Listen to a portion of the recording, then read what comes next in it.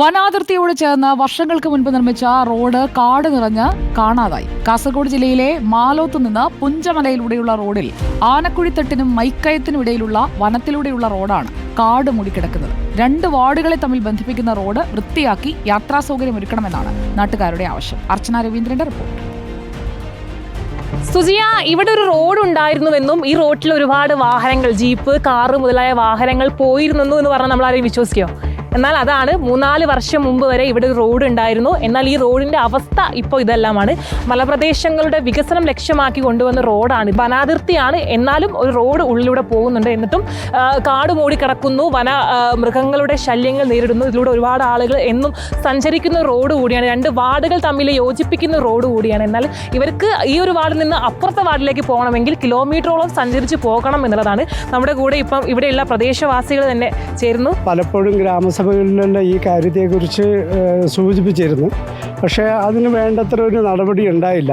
ഈ റോഡിൻ്റെ വികസന സ്വപ്നം കണ്ടുകൊണ്ടിരിക്കുന്ന സമയത്താണ് ഫോറസ്റ്റ് ഡിപ്പാർട്ട്മെൻറ്റ് ഫെൻസിങ്ങുമായിട്ട് ബന്ധപ്പെട്ട് സോളാർ വേലി നിർമ്മിക്കാൻ വേണ്ടിയിട്ടുള്ള ശ്രമം നടക്കുന്നതായിട്ട് അറിഞ്ഞിട്ട് ഇവിടെ വന്ന് നോക്കുന്ന സമയത്ത് റോഡിൻ്റെ നടുക്ക് കുഴിയെടുത്തിരിക്കുകയാണ് സോളാർ വേലി സ്ഥാപിക്കാൻ വേണ്ടിയിട്ട്. ജീപ്പും കാറും പോയിട്ട് മനുഷ്യർക്ക് നടക്കാനുള്ള അവസ്ഥ പോലും ഉണ്ടാവില്ല. അതാണ് ഞങ്ങളെ ഭയപ്പെടുത്തുന്നത്. വലിയ രീതിയിൽ വന്യമൃഗങ്ങൾ ശല്യമുള്ളൊരു സ്ഥലമാണ്. സോളാർ വേലി നമുക്ക് ആവശ്യമാണ്, പക്ഷേ ഈ റോഡ് കളഞ്ഞിട്ട് ആവരുതെന്ന് മാത്രമാണ് നമ്മുടെ ഒരു ആവശ്യം. ഈ റോഡ് അടഞ്ഞു പോയാൽ നമ്മുടെ വരുന്ന തലമുറയോട് ചെയ്യുന്ന വലിയ ഒരു അനീതിയായിരിക്കും ഇത്. തൊട്ടടുത്ത് നിന്ന് അപ്പുറത്തെ വാർഡിലേക്ക് പോകണമെങ്കിൽ തന്നെ ഒരുപാട് സ്കൂളുകളടക്കം ആ വാർഡിലുണ്ട്. അപ്പോൾ കുട്ടികൾക്കടക്കം പോകാൻ ഈ ഒരു വഴിമാർഗം മാത്രമേ ഉള്ളൂ. ഇത്രയേ ഉള്ളൂ.